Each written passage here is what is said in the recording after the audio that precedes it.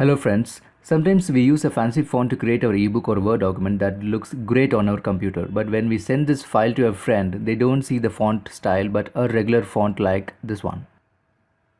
This happens because the stylish font that we used to type the document is installed only in my computer and my friend doesn't have it. To resolve this issue, we need to embed this new font within this Word document so that anybody who receives this document can also see the same stylish font on their computer. And we'll see how to do that right now.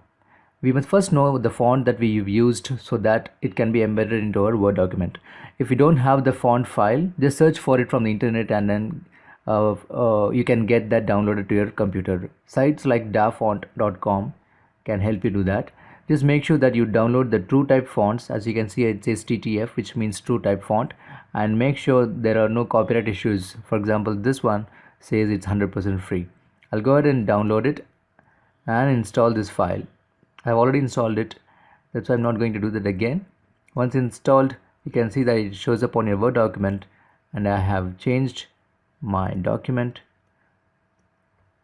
font from Arial to the new font, and then I'll go ahead to the file options and then the save option.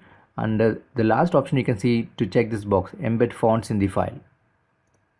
I'll also go ahead and check the first option, which says embed only the characters used in the document. It is good for reducing the file size, or else all the characters will be embedded within the Word document. That's it. I can go ahead and send this file to my friends and they can also see the same stylish font used within this Word document. I hope you like this video. If so, please do hit the like button and subscribe, and also click on the notification bell icon so that you can be notified whenever there is a new video delivered to your inbox. Thanks for watching and you take care.